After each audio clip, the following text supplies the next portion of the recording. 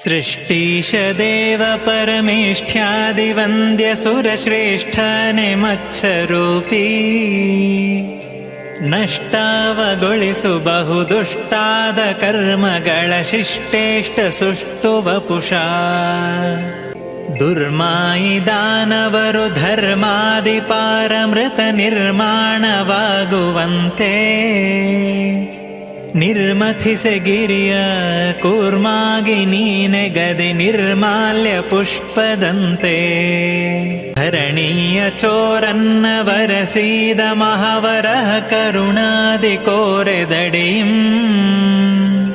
ಧರಣೀಯ ನೆತ್ತಿ ಸುರ ವೃಂದಾವು ಸ್ತೋತ್ರ ಭರದಿಂದಲೇ ಗೈದರಾಗ ಉಮ್ಮನದಿ ಪ್ರಹ್ಲಾದ ತಮ್ಮಗಳ ಸಹಿತಾಗಿ ನಿಮ್ಮನೆ ನೆನೆಯುತ್ತಿರಲು ತಮ್ಮನ್ನ ಕೊಂದ ಪರಬೊಮ್ಮನೆ ಕೊಲುವೆನುವ ದುಮ್ಮಾನ ಕನಕಶಯ್ಯ ಬೊಮ್ಮನು ಇತ್ತವರ ಧೆನ್ನೀಲೆ ಇರೆ ಕೊಂದ ನಮ್ಮಯ ನಾರಸಿಂಗ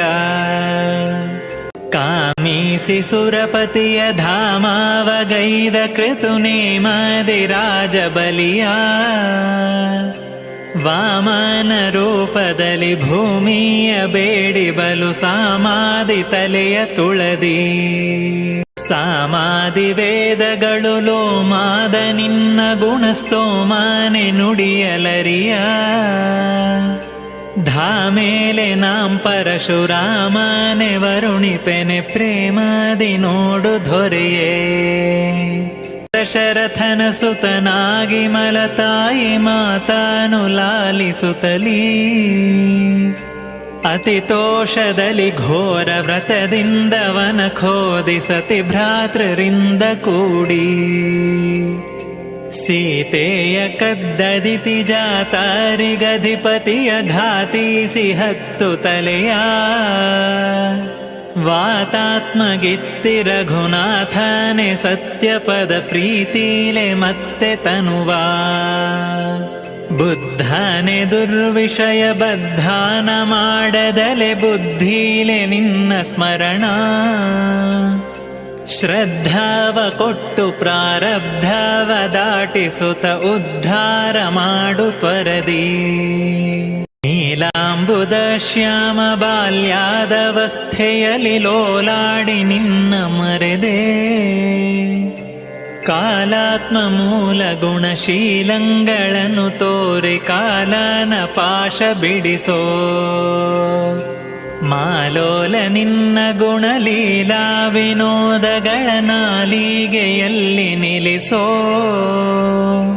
ತಾಳದೆ ತಾಪಗಳ ಕೀಳೆಂದು ಮೊರೆ ಹೊಕ್ಕೆ ಲಾಲಿಸಿ ಕಲ್ಕಿಸಲಹೋ ಮಗುವಾಗಿ ವಟದೆಲೆಲಿ ಸೊಗಸಾಗಿ ಮಲಗಿರ್ದ ಖಗರಾಜ ಪತ್ರಾಖಿಲ